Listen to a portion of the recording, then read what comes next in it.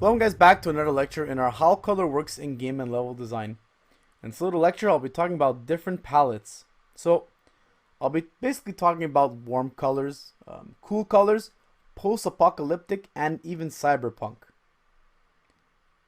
So let's talk about warm colors. So this would exclusively be red, yellow, and orange. So the two primary colors along with one of the secondary ones.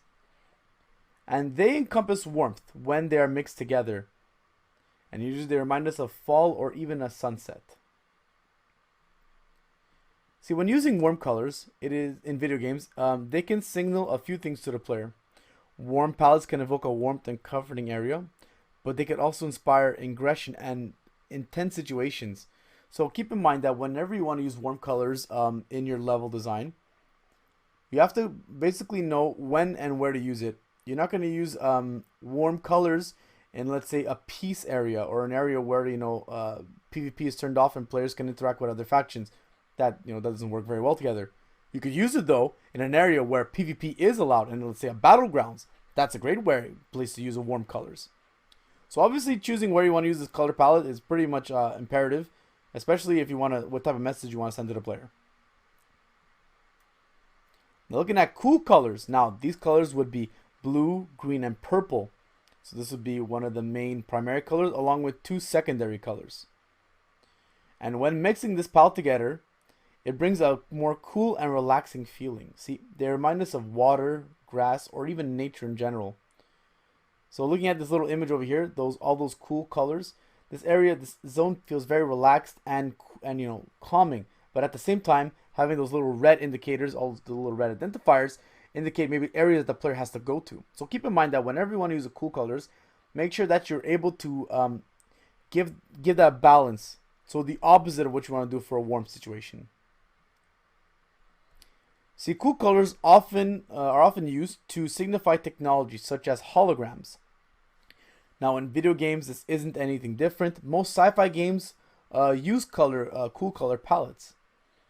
And this is used to represent a healthier and purified society. So as we looked at the color white in the last section, and we looked at one of the futuristic elements of white, we also saw that blue was there represented in the scene as well. So white and blue also give that futuristic sense of it, that very utopian society. So when mixing a few tones of warm colors, it can really set the tone of what you want to showcase to the player in terms of the feeling, especially when it's coming to cool colors. Now talking about dystopian. So generally the use of brown, gray, and black represents a more empty palette. And this reminds us of a ghost town often depicted in film. So the Wild West, this is great color scheme for this genre. See, this dark hue palette creates an opportunity for the use of brighter colors to use as identifiers. So as we'll see later on in this lecture and this section, we'll basically be able to see how this color palette would be representation of, let's say, a neutral, so our background color. And that blue that you see the individual with, that is a primary color, and that can be used as an identifier. So obviously, when you want to use this palette, it's great to use as a background, foreground type of palette, and using other colors to make them pop out and give them clear identifiable objects to them. Now, when deciding what colors you wish to use as key highlight markers, keep in mind the psychology of color as well, guys. It's very important that you guys don't forget about this, because if you're going to have enemies that are dressed in purple, you're sending mixed signals here. Especially if, they're very happy looking creatures to begin with.